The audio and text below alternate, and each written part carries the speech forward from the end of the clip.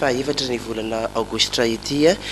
adoratiny fandarana mandray vahiny manokana eto amin'ny fahitalavitry ny M3DV amin'ity ariva ity vahiny mpanao politika no resitsika tanatin'ny fandarana mandray vahiny manokana amin'izao fotoana izao dia ny sekretera nasional ny antoko politika PSD Ramatoa Eliane Bezaza miarabanao tompoko. Miarahaba ny mpijery rehetra ny chaîne M3TV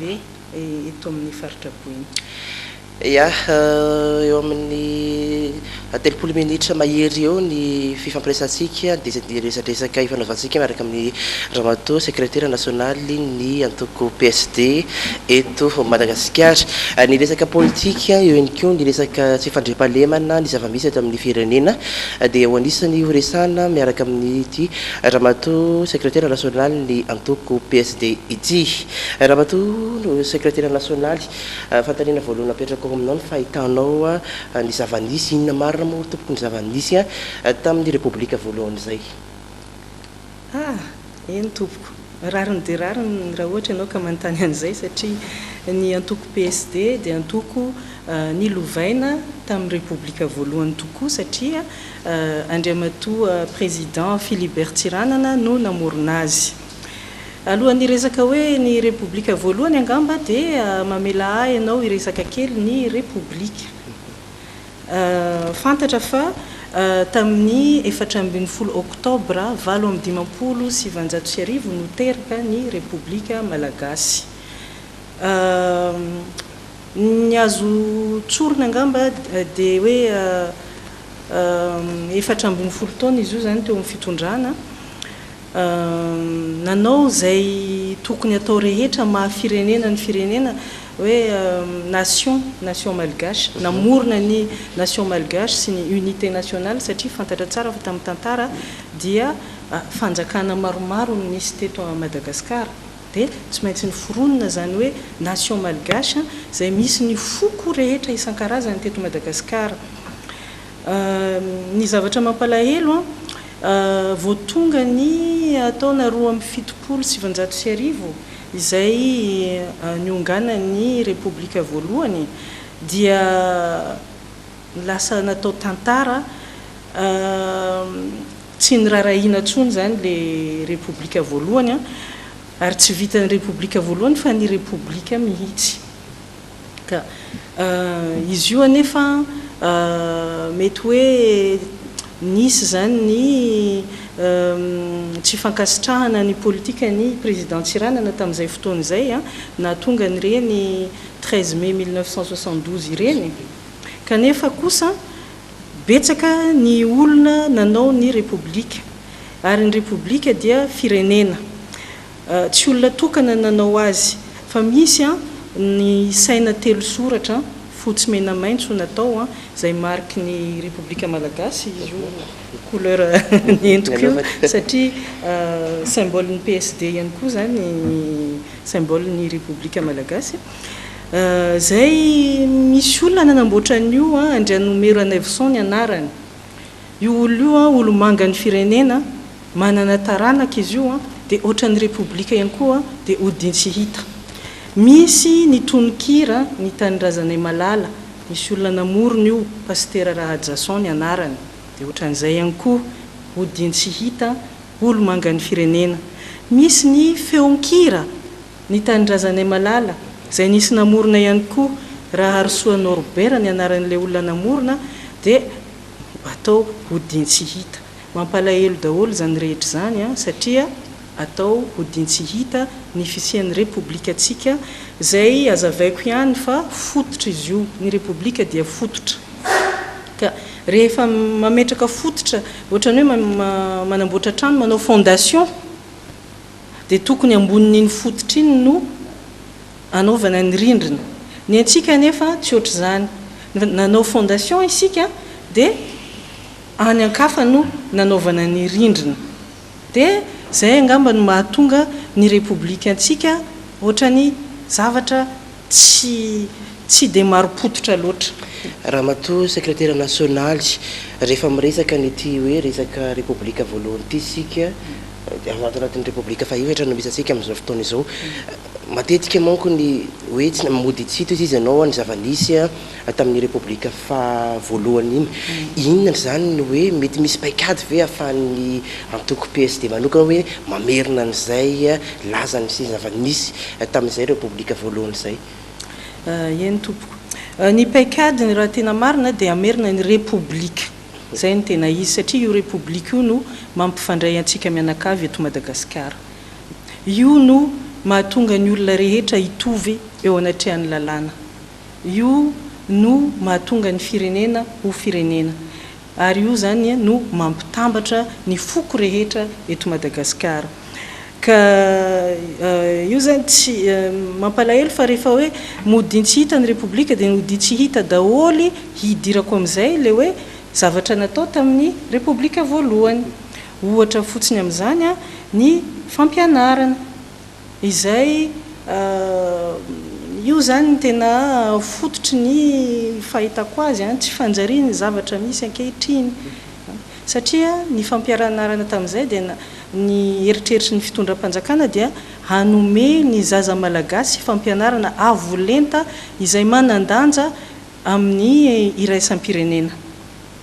ary natao tamin'ny teny frantsay zany fampianarana izany misy ny olona sasany milaza fa tia tanindrazana nefa ny fitiavan-tanindrazana tsy hoe akory fanilikilihana ny hafa fa tokony hoe fandraisana ny kolotsainany rehetra fa ny anao no tena ataonao ho fantatry ny zanakao nisy teto ny lazaina hoe fanagasiana ka ny fanagasiana tompoko dia aminay antoko PSD ny fahitanay azy dia tena nahazo lalana tsy izy natao laboratoire ny zaza malagasy sy Madagasikara ny fanagasiana dia modina laina zany ny zavatra tsisy eto Madagasikara zavatra ny andafy ihany dia ny foronana anarana teny gasy ny zavatra eto Madagasikara tokony ho fantatry ny zaza malagasy anefa tsy nampianarina azy ohatra fotsiny alaiko amin'izany ny zava-maniry ohatra zao hoe ny bois de rose tompoko tsy ny anaranay tany ampianarana satria za manokana dia tena génération ny fanagasiana nianatra mihitsy zay ny kajy nianatra ny zavatra rehetra ny siansa natao teny malagasy ny ampoule moa iny tena hitako hoe typique hoe takamoa izy no mampiasa an'izany fa ampoule foana ny tenenina rehefa mividy an'iny any ampivarotra dia tsy ny zavatra maniry eto Madagasikara ny zavatra misy any ambanin'ny tany ny tontolo iainana malagasy no ny anaran'ny zaza malagasy any ka io no mahatonga hoe tsy mifanaraka amin'ny zavatra misy eto Madagasikara ny fahaizany zaza malagasy dia mbola nanampitrotraka koa zany any amin'ny université namoaka intellectuel maro karazany fa mbola tohin'iny ihany dia tsy mifanaraka amin'ny zavatra eto Madagasikara tsy mahagaga raha ohatra ka tsy hanasa ny hafaran'ny ankizy malagasy ny ankamaroany zay zany ny zavatra hitako hoe ny zanaka malagasy ampiadivina amin'ny vahiny dia iny zany tsy ekenay satria marihana fa ny fahalalana rehetra eto amin'ity planète tany ity le planète terre dia efa betsaka ny olona nanoratra azy ny nanao recherche ny manam-pahaizana rehetra nanomboka tany amin'ny fahagola tany fa ny olona nanoratra an'io tompoko dia tsy tamin'ny teny gasy ny nanoratany azy ka raha ohatra ka ilaina ahay raha ny zanantsika dia tokony ahay ny teny vahiny tsy midika kosa zany hoe arina ny teny malagasy tsy tompoko efa nazavaiko teo fa ampianarina ny zaza malagasy ny zavatra misy eto Madagasikara fa tsy maintsy sahaniny kosa ny teny vahiny mba hianarany ny fahalalana rehetra misy eto ambonin'ny tany ka raha ohatra ka ny zava-nisy dia hoe ny teny malagasy ihany no nampianarina ny zaza malagasy dia avy hatrany dia manabado azy zany fa manaka anazy tsy hahalala ny zavatra misy eto ambonin'ny tany na dia misy aza ny internet na dia misy aza ny boky rehetra isan-karazany dia tsy hahazo an'izany manko le zaza malagasy indrisy fa io zany misy réforme be dia be tokony eritreretiny fitondram-panjakana fa tsy vitany hoe mampiditra mpampianatra fram dia io ny résultat tsisy réforme hoe fieritreretana zay mihitsy ny zavatra tsy misy tokony eritreretina tsara hoe ahoana moa ny tokony atao amin'ity fampianarana ary tsy olona ray ny mieritreritra azy fa iarahany rehetra mieritreritra io na ny antoko politika mpanohatra aza tokony mba andraisana hevitra fa tsy hoe vitanao rery io fa ianao ny eo amin'ny fitondrana dia tsisy afa-tsy ianao ny mahavita dia io zao ny zava-mitranga BPC mananika ny 20% ny résultat mialatsiny miteny amin'izany ary tena malahelo fa tena miebado ny zanaka malagasy. Ho an'ny antoko PSD manokana inona ary ny hoe sosikevitra hoentinareo any ministera fanabezam-pirenena ahafahana miverina sy hoe ahafahan'ny zaza malagasy ihany koa mafehana izay teny vahiny izay. Voalohany aloha tamin'ny première république dia nanandanja zany atao hoe mpampianatra izany nanana ny hasiny sy ny mahaizy azy eo anatrehan'ny fiarahamonina raha ny karama mijerena dia tena anisany ambony indrindra zany mpampianatra zany tamin'izany koa moa ny olona rehetra ne rehefa na fonctionnaire na privé tsara karama ny fiainana nanaraka norme ataontsika an'izany zany hoe raha ny karaman'ny fianakaviana anankiray dia ampy nandoavana ny charge rehetra toy ny hofantrano ny jirama sy ny karazany ny écolage sy ny fahasalamana moa maimaim-poana dia misy ambiny afaka nividy tomobile ny olona vaovao avy any amin'ny concessionnaire afaka nividy trano ny olona tamin'izay fotoan'izay ka iverenana le resaka fampianarana tokony averina ny lanjan'ny mpampianatra eo amin'ny fiarahamonina satria tsy te hiresaka aminareo fa tsika rehetra samy mahita hoe ahoana zany mpampianatra zany amin'izao mialatsiny fa tena latsa-danja ary tsy iriny ankizy intsony hoe anao mpampianatra izany ka iny aloha anankiray lanja eny amin'ny fiarahamonina eo koa le fampianarana n'le mpampianatra taloha ny nisy an'izany école normale zany dia zany sekolim-panjakana zany sady maimaim-poana no ambony niveau fa amin'izao misy ny mizana tsindriny ilany sasany zany rehefa manambola ny amin'ny privé ny aty an-tanan-dehibe rehefa EPP misy mpampianatra tokony io maimaim-poana fa ny any amin'ny any ambanivohitra ny tena loza satria tena le hoe mpampianatra fram dia tena ny école privée zay tena privé le izy fa tsy marina hoe sekolim-panjakana tsy mitovy ny zaza malagasy rehetra. Resaka fampianarana izay raha matoa secrétaire national ny antoko PSD resaka politika indray sika anatin'ity fantaniko manaraka ity raha ampitahana tamin'ny république fahaefatra sy ny république voalohany azafady sy ny république fahaefatra ahoana ny fahitana antoko PSD an'ity fitondrana tanatin'ny république fahaefatra ity inona no lesona azotoana amin'izay indrindra toka. Ny tena lesona goavana azo tsoahana amin'ny république voalohany dia ny fiahina ny tombotsoam-bahoaka. Ny république voalohany dia tsy nieritreritra afa-tsy ny tombotsoam-bahoaka ary amin'izao fotoana izao dia tsy mieritreritra mihitsy tena mifanohitra amin'izay tsy mieritreritra mihitsy ny tombotsoam-bahoaka. Tenenako an'izany diso be ireo ny laza hoe néocolonialisme zany hoe niala ny fanjanahantany dia mbola fanjanahantany amin'ny endrika vaovao satria mbola nijanona teo ny frantsay satria mbola nanjaka ny teny frantsay sy ny sisa dia izay ny tena masaka tao ampony ankamaroany tsy hoe ankamaroany ny intellectuel indrindraindrindra satria tany ankatso moa ny tena nisy ireny grève ireny nefa eto dia hanazava hoe tsy tokony ohatran'ireny ny fieritreretana azy satria izao ny tena tao anatin'ny lohan'ny mpitondra nisy tamin'izay fotoan'izay nilazaina hoe guerre froide tsy tokony fitana ny vahoaka hoe zavatra eto Madagasikara ihany no jerena fa tokony jerena ny tontolo ny ainana ny guerre froide dia niady amin'ny ireo firenendehibe tandrefana sy ireo firenendehibe tatsinanana izay ny firaisana sovietika no nanjaka tamin'izany amin'ireo tatsinanana ary nanana firenena antsoina hoe pays satellite izay tsorona fa koloniany ary taony tena nanjaka izany hoe dictature izany fantatry président Tsiranana zany satria tamin'ny 1946 1977 izy dia nianatra tany Europa ary tany Europa tamin'izany fotoana zany dia vao vita ny ady lehibe faharoa hitany daholo ny nanorenana ny mur de Berlin hitany zany resaka Prague zany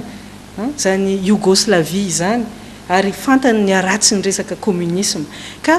ny antao an-tsainy dia tsy mila an'io mihitsy ho an'ny Madagasikara dia ahoana moa ny ataony firenena vao nahazo fahaleovantena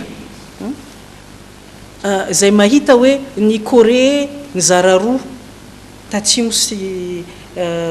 avaratra ny Cuba lasa satellita ohatran'izany koa ny Vietnam nizara roa dia nisy zany lay danger teo an-tampidoantsika hoe raha tsy mahay sika dia ho lasa izarazara ihany koa zay no nahatonga ny repoblika voalohany nijanona tamin'ny frantsay satria aleo ihany ilay kolontsaina zay efa fantatra tambitambezina anome fahaleovantena ary hazo zany fahaleovantena zany tsy nisy raha latsaka satria tamin'ny 1770 teto nisy ady nisy olona be da be maty any amin'ny 100 000 morts statistika ny frantsay zany ka tsy aratra goavana be zany tamin'izany fotoana zany ka ny tao an-tsain'ny président Tsiranana tsy mila intsony isika raha latsaka tsika nefa mila fahaleovantena tsika nefa mila fiarovana tsika nefa tsy manana an'le moyen iarovana dia tsika koa zany hoe ohatrany hoe équation mathématique zany tsika mila ny fandrosoany vahoaka malagasy tsika mila ny fiadanany vahoaka malagasy tsika tsy maintsy miaro tena amin'ny resaka ivelany dia inona zany ny vahaolana aleo hijanona amin'ny frantsay satria fantatra tsara fa tsy ahasa ho tonga eo ry zareo na tatsinanana na tandrefana raha ohatra ka mbola manana an'izay sika dia ahoana ny fipetrak'izay tato amin'ny politika anatiny tato amin'ny politika anatiny dia afaka tamintsika zany ilay vesatra ny fividianana fitaovam-piarovana goavana les courses aux armements tamin'izay fotoana zay manko nisy an'izany hoe courses aux armements mividy an'ireny blindé avion goavana sy ny karazany reny lafo be reny tsika tsy manambola hividianana an'ireny ary raha ny tsaratsara zany tsy hividy an'ireny fa ampiadana ny vahoaka malagasy dia zay zany ny vahaolana hitan'ny président Tsiranana avelao ho an'ny frantsay reny ny ino moa tafika an-dranomasina sy ny tafika anabakabaka reny manko zany ny tena lafo fa ny tafika an-tanety no ny tazomitsika malagasy tao anatin'ny accord de coopération ary io ihany koa zany no isorana ny repoblika voalohany nanao an'izany accord de coopération izany satria ny matanjaka miaraka miaina amin'ny tsy ataoko hoe faible fa tsy matanjaka raha oharina amin'ny amin'ny fampandrosoana dia raha ohatra ka zay ane no raisina tsy maintsy kolonia foana nefa noho ny accord de coopération zay contrat dia mba ambany le kolonia hoe fanaraka tsika samy mahaleo tena ireto no ataonareo ireto kosa no ataonay dia ao anatin'izay io resaka hoe accord de défense zay azavaiko aminareo zao rehefa miala amintsika zany ny resaka fividianana avion lafo vidy efa fantatra zany fa tsy ho isy aty amintsika zany ady zany dia afaka mifantoka amin'ny fampandrosoana ny vahoaka malagasy ny miaramila an-tanety zay noraisintsika ane fantatra fa tsy hiady nalefa nanao service civique nalefa nanampy ny tantsaha sy nampianatra ny tantsaha amin'ny alphabétisation amin'ny fambolena zay lazaina hoe miaramila fotaka satria zany miosopotaka miaraka amin'ny tantsaha mampianatra ny tantsaha zany na tonga ny tantsaha bien encadré nisy olona nampianatra ka ny vokatra izay namokatra tsara ny tantsaha malagasy tamin'ny vaninandro ny repoblika voalohany tsy tsapany sasany zany zay fanazavana izay fa ny zavatra hany hita satria vokatry ny fankahalana dia hoe vazaha fotsiny betsaka eo eny tompoko vazaha ny betsaka fa misy antony ilay izy ary ny antony a tsy hoe kolonize akorytsika fa tena fitiavan-tanindrazana ranoray fitsonjovana ny vahoaka madinika fitsonjovana ny tantsaha fitsonjovana ny famokarana eto Madagasikara ka zay zany mba hoe ary azo lazaina aza fa président Tsiranana no Nelson Mandela voalohany tamin'ny tantara satria raha ohatra ka oharina amin'ny politika nisy tany Afrika Atsimo Nelson Mandela ilay olona niady ho an'ny fanatsaharana ny fanavakavam-bolokoditra tany amin'ny fireneny Afrique du Sud izay nigadra tanatin'ny 17 taona nohon'izay tolona nataony izay rehefa afaka gadra izy dia inona ny nataony ny teny daholo ny ray firenena aminy hoe ndao roasina ny fotsy hoditra tsy nanaiky izy satria ozy izy fankahalana zany za tsy manaiky an'izany fa za dia mitsinjo ny tombotsoan'ny vahoaka sud-africain ka ilaintsika ireo olona fotsy hoditra ireo fa raha ohatra ka roasintsika ireo tsy fankahitana ny ady sy ny fankahalana hanjaka eto amintsika dia notazominy ary zany tena politika mipitiavana goavana indrindra zay ideraina za dia anisan'ny tena miderana zany filohan'ny Nelson Mandela tombokola Nelson Mandela izany satria raha zao any Afrique du Sud dia fandripahalemana ny misy fandrosona ny misy ary miaina ao anatin'ny fifankatiavana ny olona mainty hoditra sy ny olona fotsy hoditra dia miverina eto Madagasikara inona ny nataon'ny président Tsiranana tsy nandroaka vazaha mihitsy izy aleo izy izy miverina amintsika amin'ny alalan'ny fampianarana satria efa betsaka loatra ny zavatra nalaindry zareo ny entina tany aminy tanatin'ny 80 taona ny fangejana ka noho n'izany farafaratsiny aleo mba miverina aty Madagasikara ary fifankatiavana maha-kristianina satria mitonona ho kristianina foana sika malagasy dia tsy valifaty no vahaolana zay ny rahan'i Jesosy ataontsika fa fifankatiavana ka eo zany mampalahelo fa nanomboka tamin'ny taona 2070 dia fankahalana tanteraka ny nisy teto asoro ihanina fa tsy mety vonoa ihanina fa tsy mety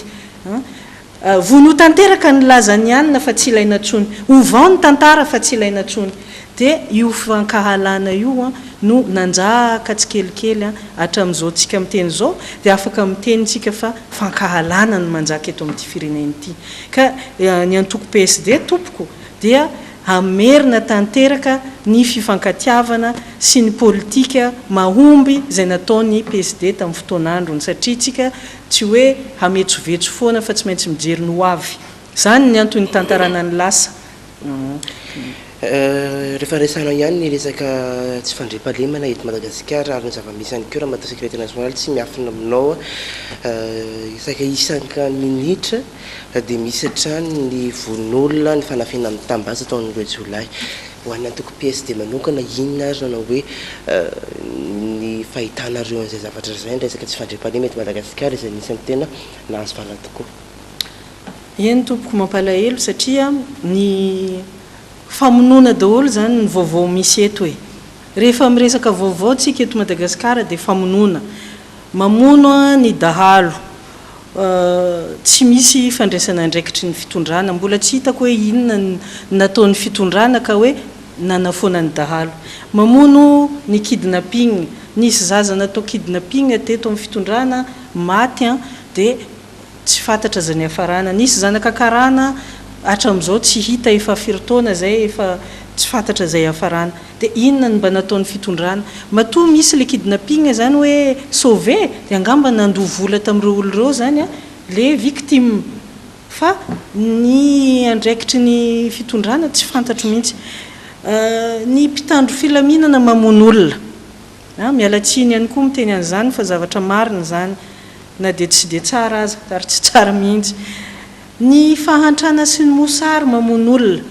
nefa ny vidin-javatra midangana ihany inona ny fandraisana andraikitra ny accident de la route mamono olona mbola vao tsy ela teo tsika na eno accident tena mahatsiravina inona nefa ny nataon'ny fitondrana mba tsy hisian'ny accident intsony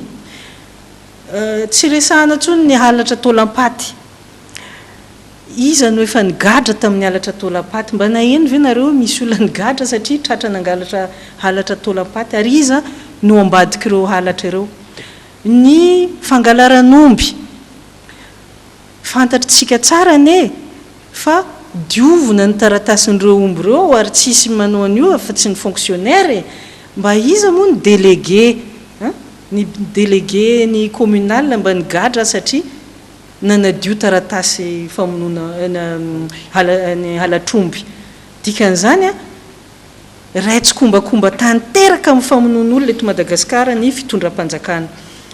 isika vahoaka efa dontony io fijaliana io zany dia ohatran'io efa tsy mahatentsony ary tsy omentsiny ny fitondrana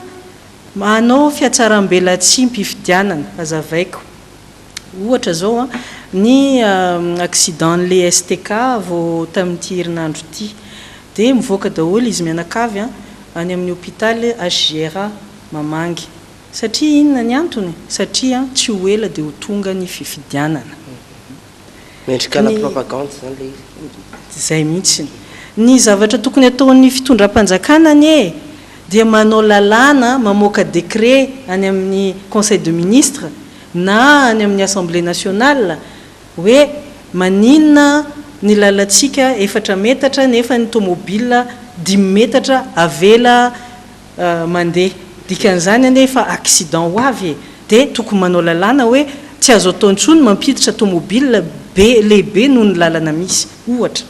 satria mitsinjo mba tsy hahafaty ny vahoaka malagasy any amin'ny accident de la route misy fepetra tokony ho raisina move nanao an'izany ny fitondram-panjakana fa mijorojoro eny amin'ny hôpitaly milaza fa andoha ny lany rehetra sy ny karazana efa nanao an'izany ane tamin'ny 26 juin 2013 tamin'nisy bomba nipoaka tany Mahamasina nefany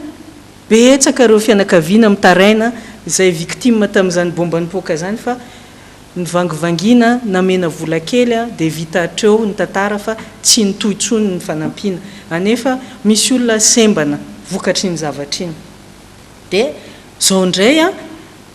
miazakazaka hitam-bahoaka nisy ane accident tany Anjozorobe tamin'ny heritaona mahatsiravina ihany koa dia efa nilamindamina zay fa tsy antsony satria mbola lavidavitra ny fifidianana tamin'izay tsy mba nitsangana tarina izy mianakavy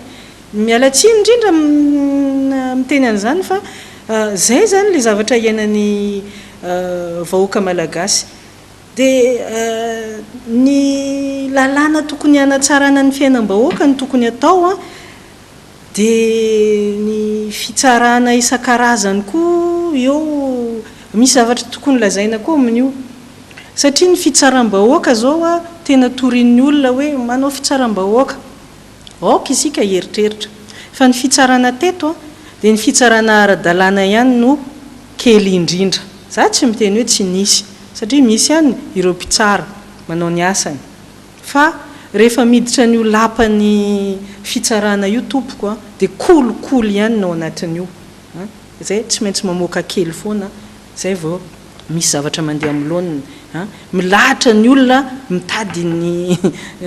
ny olona tompon'andraikitra isan-karazany ao nefa tsy tokony ho zay tokony dossier no étudier ny mpitsara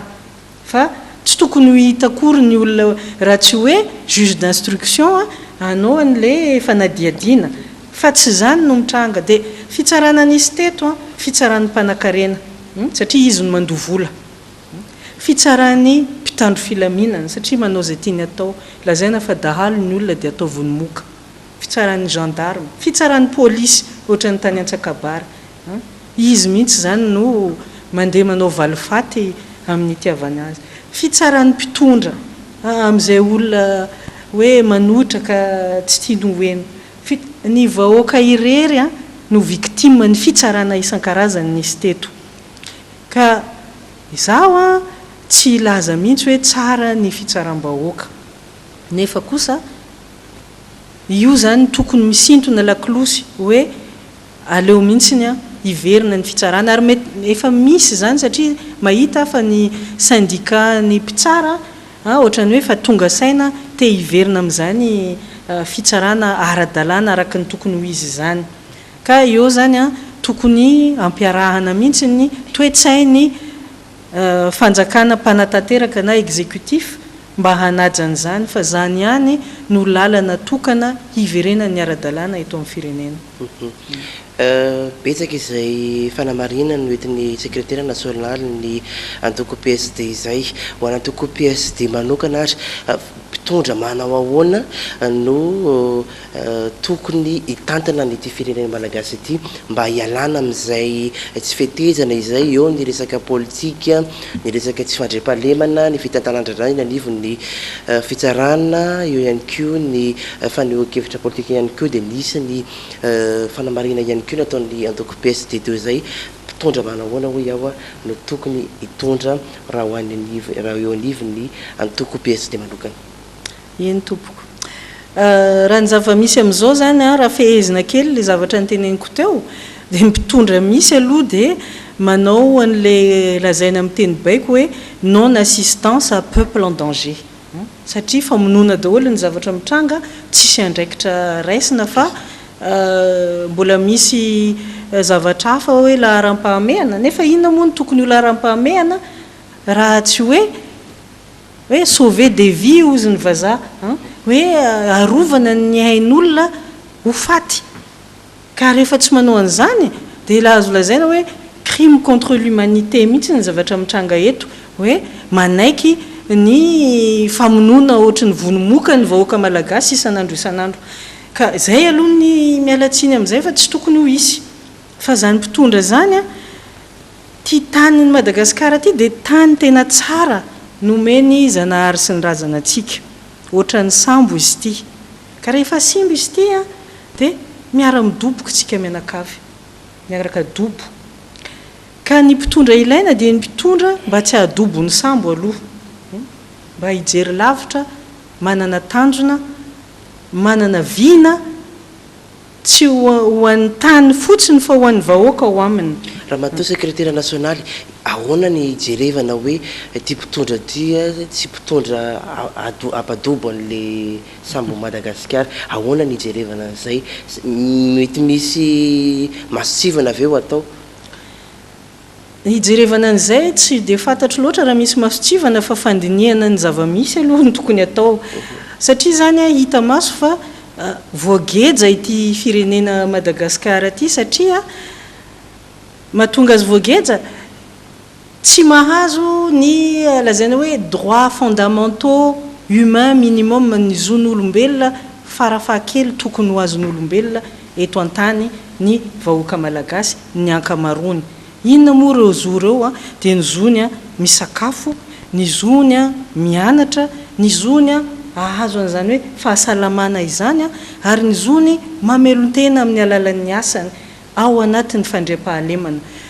Izay zavatra rehetra izay izay zo fototra farafahakelin'izay zany no tokony atolotry ny fitondram-panjakana ataony asa mba izay gasy isan'isany na gasy iza izy na gasy iza naiza misy azy tokony ahazo an'izay zany ny tokony mitondra eto Madagasikara ary ny mpitondra dia ohatrany hoe reny sy zanaka ny reny rehefa manan-janaka dia miahy ny zanany izy hoe misakafo ve ny zanako mijaly ve ny zanako raha mijaly izy dia ahoana ny ahafahako manampy azy mba hiala amin'izany fijaliana izany zany ny tokony ataon'ny mpitondra. Matetika nena matao secrétaire national ho anareo mpanao politika sy ireo izay mieritreritra iretsaka fidina ho filoham-pirenena dia miraikitra le propagande fampiasonana fotsiny ny kombakambava fotsiny raha azo ilazana anazy hoe rehefa tonga eo amin'ny fitondrana itsika midina ny vidim-bary lasa 500 ariary ny kilao ary 100 ariary ny kapoaka matetika zay ihany mizavatra mitranga fa rehefa tafiditra tafiperaka eo anivon'izay fitondrana izay le mpitondra anankiray dia adininy tanteraka zay zavatra zay sao dia zay ary no zava-misy aorinan'le propagande izay ho ataon'le candidat io. eny zay moa zavatra efa fahita hatrizay fa ankoatran'izay a rehefa miresaka hoe vidim-bary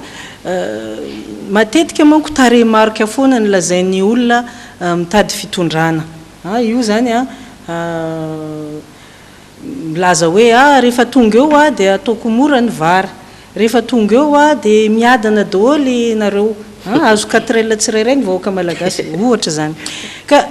ny tanjona ny any ny lazaiko hoe zao ny asan'ny mpitondra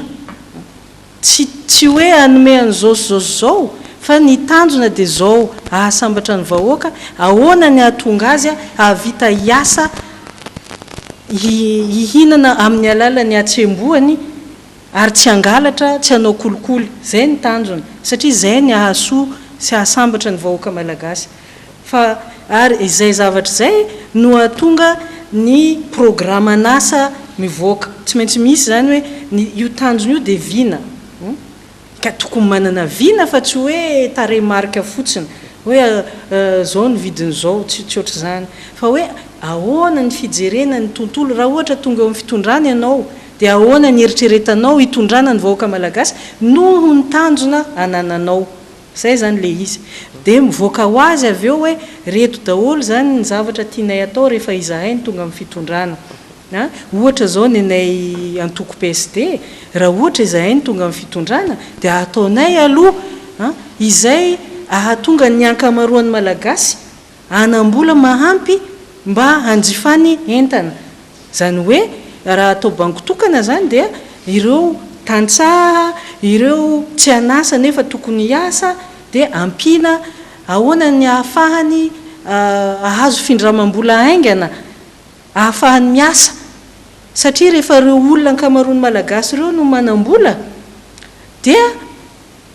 lasa mamokatra afaka manao investissement industriel amin'izay satria rehefa manambola ny olona tsirairay tsy maintsy hanatsara izy ny trano fonenany tsy maintsy hanatsara izy ny fitafiny ny sakafo hohanina ny entanao antokantranony ahatsarainy fananany fiara ahatsarainy ny zavatra rehetra ka nohony zany afaka mamokatra ihany koa zany ilay malagasy any amin'ny lafiny industrialy zay ohatroatra zay zany ny vinanay antoko PSD satria miresaka vina ihany isika ary ny fampianarana moa zany dia atao mifandray amin'izany ny zaza malagasy ampianarana ny zava-misy eto Madagasikara mba ho izy no patron fa tsy vahiny foana no antsoina anamboatra zavatra eto satria ny vahiny manko manana n'ilay hoe fahalalana tsika zany nampianarana zavatra tsy izy satria tsy miasa eto amin'ny tanintsika dia ny zanakitsika ampianarina hoe mahafantatra tsara ny zavatra eto mba havita hiasa ny zavatra eto havita ho lasa industriel zay zany ohatroatra zay zany ny vinanay antoko PSD ho avy ny fifidianana amin'ny taona 2024 Ramatoa secrétaire national ny antoko PSD betsaka izay teboka maromaro ho anisany ho tanterahany antoko politika PSD fony hoe eo amin'izay fitondrana sy fitandalana firenena malagasy izay efa manana candidat ve ny antoko PSD amin'ny fifidianana ho avy amin'ny 2024 io ary mety afehan'izay fepetrarehetra izay hotakinareo izay hoe io candidat izay hoeritreretinareo ho apetraka ho fidiny malagasy amin'izay fifidianana ho filoham-pirenena izay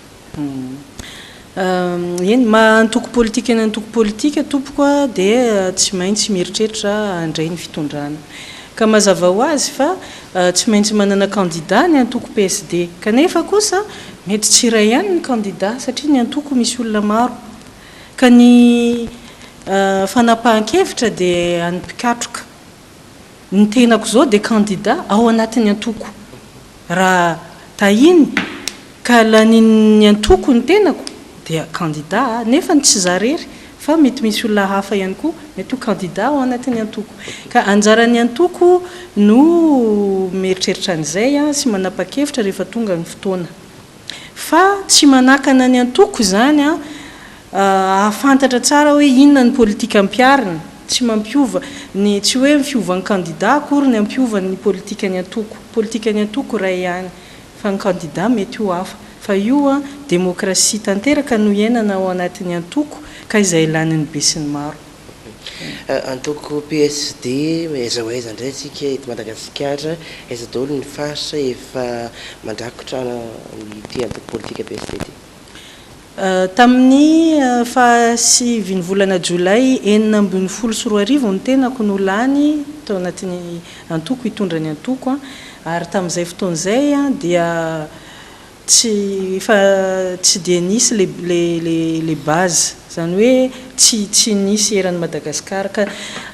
nanomboka teo zany dia tena niezaka mihitsy ametraka ny base ara-panjakana ny section ny antoko PSD ka efa maromaro ihany ny fa nipetraka izay manerana ny nosy ohatra zao ny faritra Menabe dia efa misy daholo ny district rehetra ary efa miditra ny amin'ny commune. Ny faritra Atsimo Andrefana dia efa misy district maromaro fa mbola tsy rakotra moa ny rehetra miditra koa zay any amin'ny faritra Androsy Anosy. Ny aty avaratra moa dia efa andala ampanaovana azy ny efa mipetraka ny eto Mahajanga. Ny amin'ny district hafa dia andala ampanaovana azy ny any Ambatoboeny sy Marovoay. Ny faritra Sava no efa manao ihany koa ny andala ampanaovana azy. Ny faritra Atsinanana moa zany Tamatavy dia ny any Ambositra koa moa no efa mipetraka sy Moramanga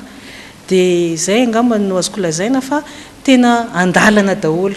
ao anatin'ny fametrahana ny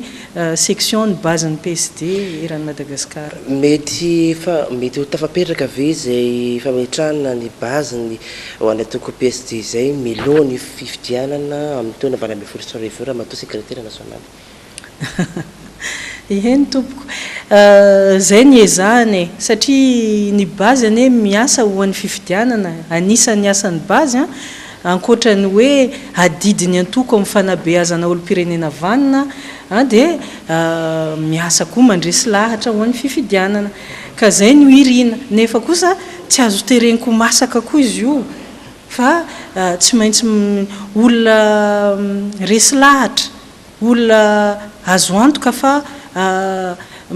mahafantatra ary manaiky ny politika izay atolotry ny antoko PSD ary fantatra fa hanatanteraka ka zay tsy zavatra moramora izy io ezaka tsy maintsy atao fa za tsy hoe mpaminany akory ka afaka ilaza hoe tsy maintsy rakotra daholo fa irina aloha izay. Amarapararana ny resadresaka atsika amin'ity ariva ity tompoko lasy tompoko vavy raha matoa secrétaire national afaka ampisevinao kely vetivety ho an'ny mpijery atsika avy amin'ity ariva ity hoe iza ity antoko PSD ity tamin'ny taona firy no ny foronany nanahoana ny fa iza no namorona azy aiza ho aiza izy eto Madagasikara amin'izao fotoana izao. Eny tompoko. Ny PSD tompoko dia teraka tamin'ny 27 Desambra ny taona 1950. Zay mahatonga hoe 80 taona katroka izy tamin'ny faran'ny taona lasa teo nanaovantsika fety teto Mahajanga. Président Tsiranana moa no anisan'ny namorona azy niaraka amin'ny ekipa tamin'izay fotoan'izay moa André Resampa Aridy Célestin Boutouké Raymond tsy tadidiko tsara ny anaran'izy rehetra fa ny azo lazaina dia ekipa manerana ny Madagasikara no namorona ny antoko PSD tamin'izay fotoana zay teto Mahajanga zany no namorona anazy.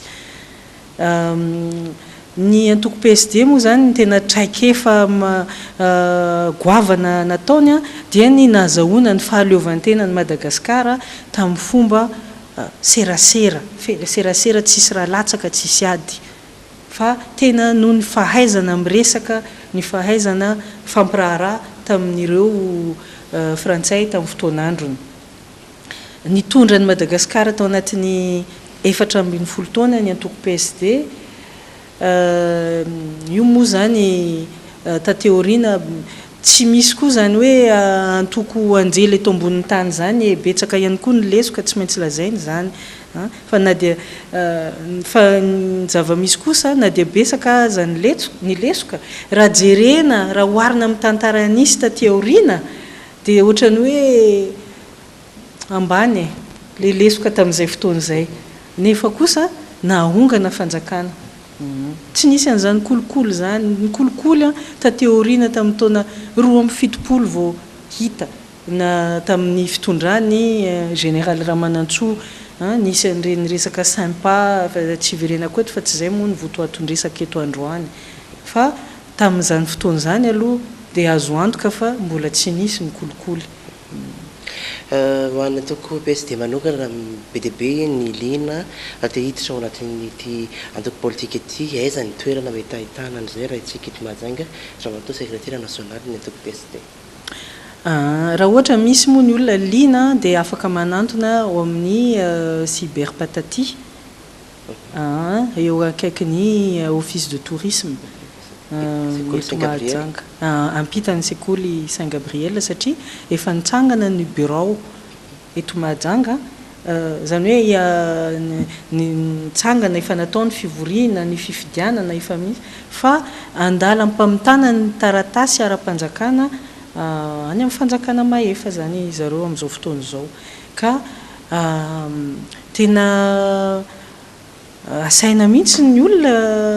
zay ny vahoaka zany mba hoe zay liana dia anantona hoe mba tia fantatra manokana hoe inona ny politika zany antoko PSD zany dia afaka manantona raisina antanandroa.